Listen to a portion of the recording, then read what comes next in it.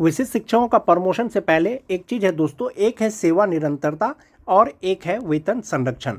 विशिष्ट शिक्षक नियमावली 2023 यथा संशोधित 2024 के द्वारा विशिष्ट शिक्षकों को वेतन संरक्षण का लाभ दिया जा रहा है, जबकि विद्यालय अध्यापक बीपीएससी शिक्षकों को वेतन संरक्षण का लाभ नहीं दिया गया था। जबकि स्थानीय निकाय के शिक्षक बीपीएससी परीक्षा पास करने के बाद विद्यालय अध्यापक बने थे और बहुत से स्थानीय निकाय के शिक्षक परीक्षा पास करने के बाद विशिष्ट शिक्षक बने थे।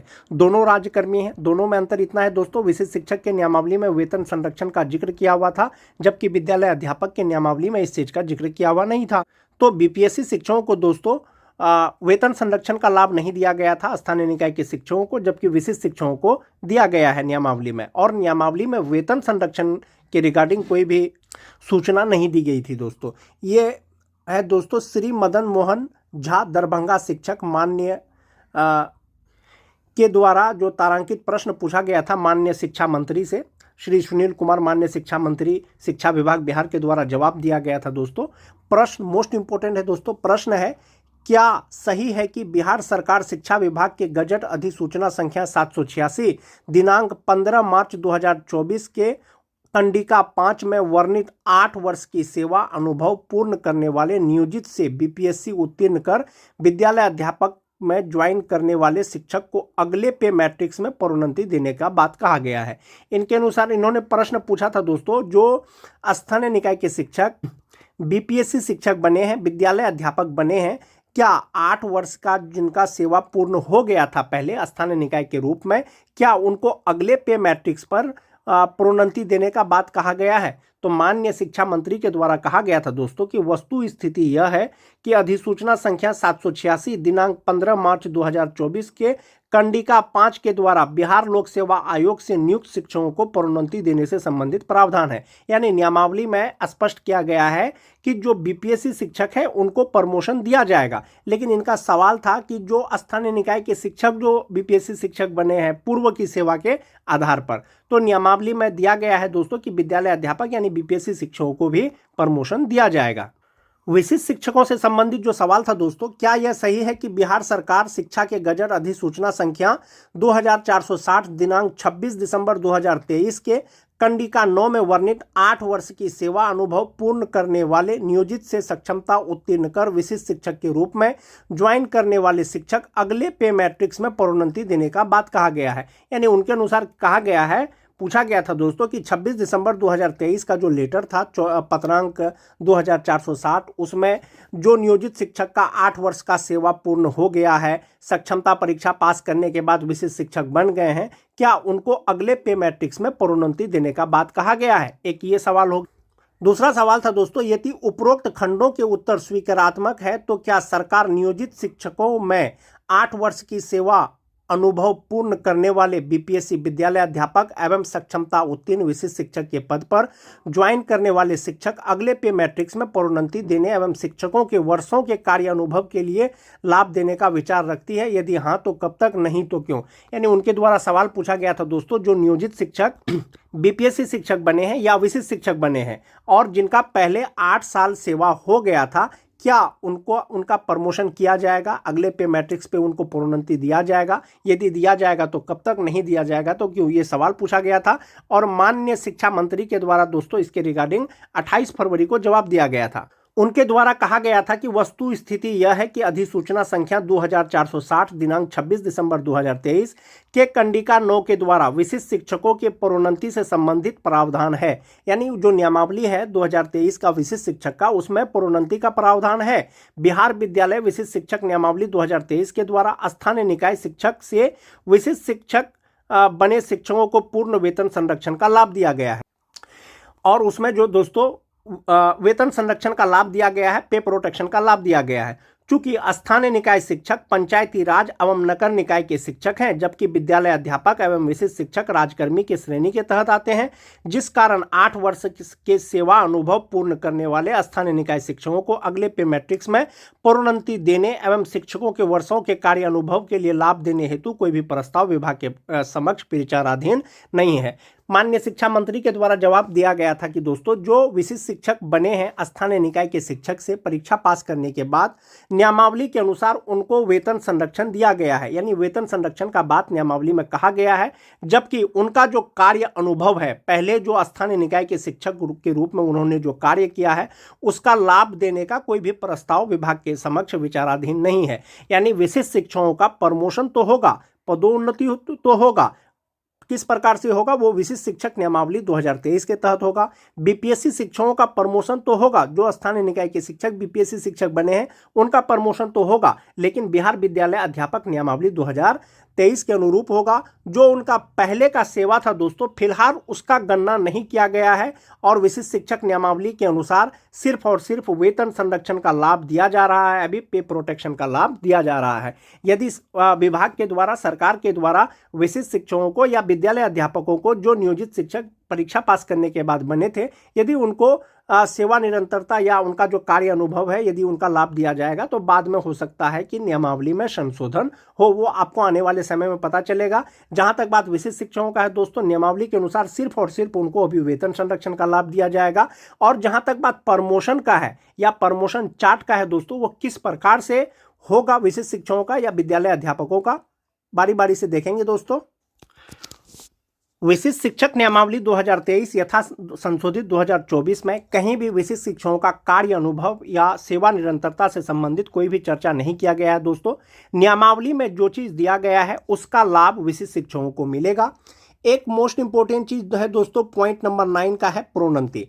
उसमें स्पष्ट किया गया है विशिष्ट शिक्षक नियमावली में कि विशिष्ट शिक्षक निम्नलिखित तालिका के अनुसार प्रोन्नति के पात्र होंगे, यानी विशिष्ट शिक्षकों का प्रमोशन होगा, लेकिन किस प्रकार से होगा।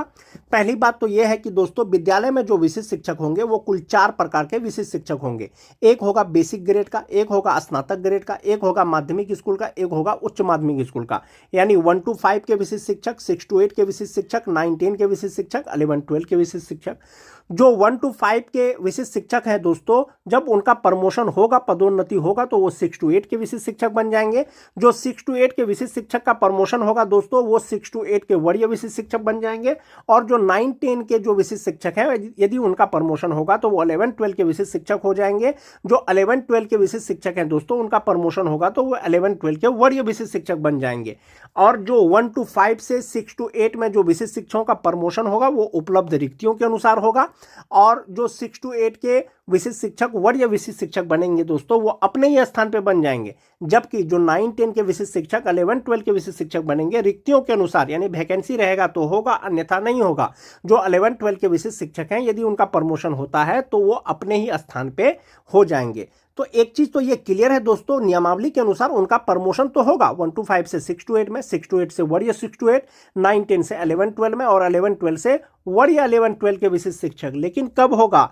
लगातार 8 वर्ष की सेवा के बाद होगा। यानी कि विशिष्ट शिक्षक के रूप में या विद्यालय अध्यापक के रूप में 8 साल जब लगातार सेवा कर लेंगे तब विशिष्ट शिक्षकों का प्रमोशन होगा, क्योंकि आपने स्थानीय निकाय के रूप में जो कार्य किया है उसका अभी गणना सरकार के द्वारा नहीं किया जा रहा है। नियमावली के अनुसार आपको वेतन संरक्षण का लाभ दिया जा रहा है। आप इस प्रकार से ऐसे समझ सकते हैं दोस्तों, जैसे कि सक्षमता 1 और सक्षमता 2 पास करने के बाद बहुत से शिक्षक विशिष्ट शिक्षक बने हैं। जो विशिष्ट शिक्षक 1 जनवरी 2025 को विशिष्ट शिक्षक के रूप में योगदान किए हैं, उनका प्रमोशन तो होगा, लेकिन विशिष्ट शिक्षक नियमावली के अनुसार होगा। लेकिन कब होगा? 1 जनवरी 2033 के बाद जो है वो प्रमोशन के योग्य हो जाएंगे। जो सक्षमता 2 पास दोस्तों विशिष्ट शिक्षक बने हैं, वो 1 मार्च को यदि ज्वाइन किए हैं तो उनका प्रमोशन तो होगा, लेकिन 1 मार्च 2033 के बाद होगा। और इसी प्रकार से दोस्तों उनका प्रमोशन होगा, यानी पहले का सेवा का गणना नहीं किया जाएगा। आप जो विशिष्ट शिक्षक के रूप में सेवा कर रहे हैं सिर्फ उसी का गणना किया जाएगा और 8 वर्ष के बाद आपका प्रमोशन किया जाएगा 1 to 5 से 6 to 8 में। ये जो प्रमोशन किया जाएगा दोस्तों, नियमावली में ये चीज स्पष्ट किया गया है कि अधिकार के रूप में आप प्रोन्नति का दावा नहीं कर सकेंगे प्रमोशन का। एक ये चीज हो गया।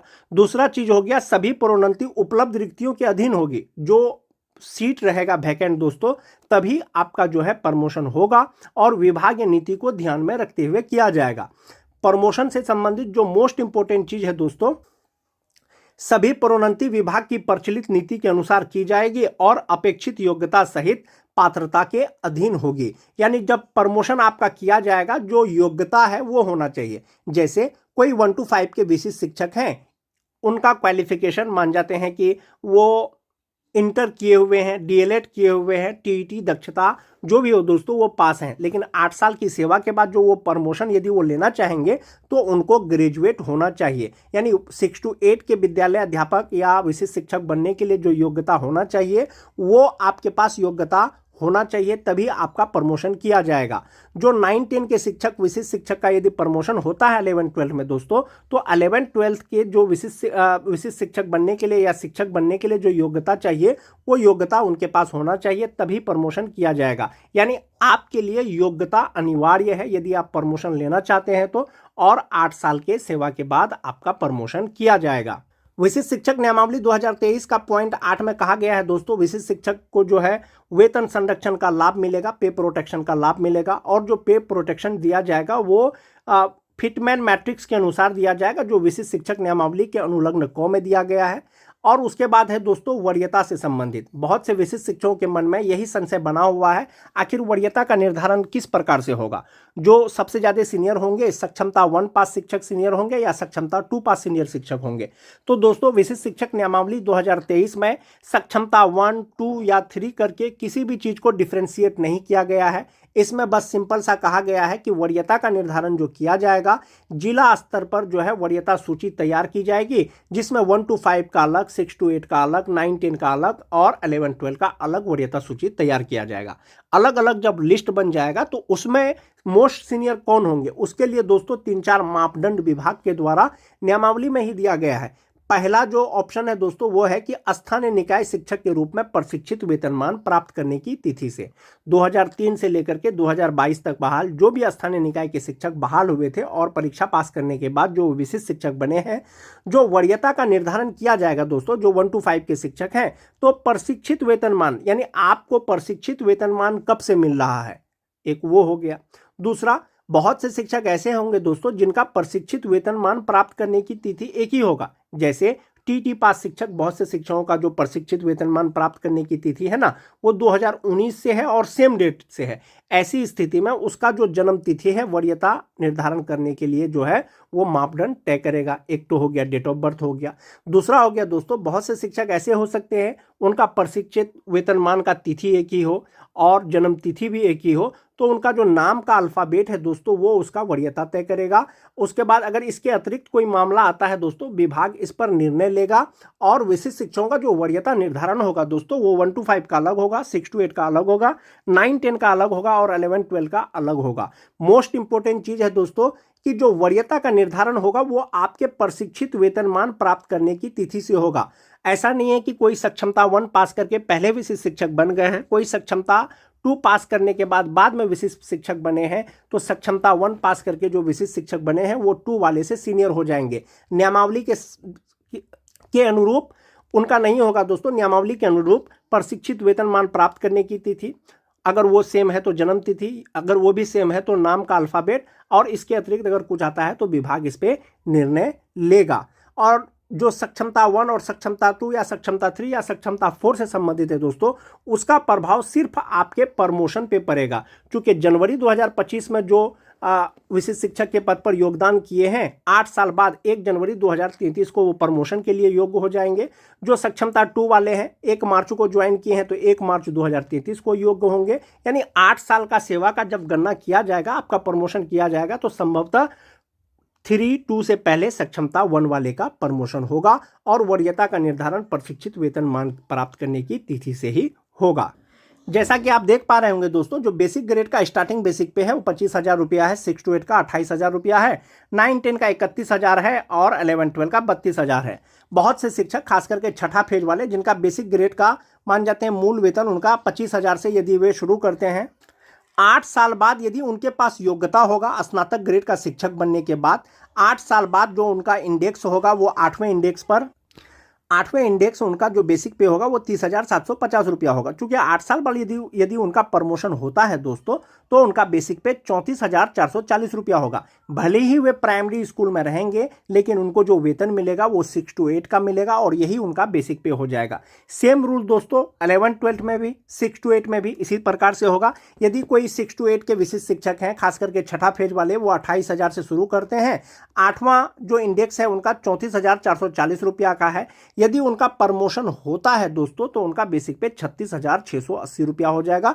इसी के आधार पर दोस्तों उनका वेतन बढ़ेगा और उनका प्रमोशन हो जाएगा। तो संभवतः जो सक्षमता 1, सक्षमता 2, सक्षमता 3 है दोस्तों, आपके प्रमोशन पर इसका प्रभाव पड़ सकता है, लेकिन जहां तक बात सीनियर जूनियर का है दोस्तों, इसका कोई प्रभाव नहीं पड़ेगा।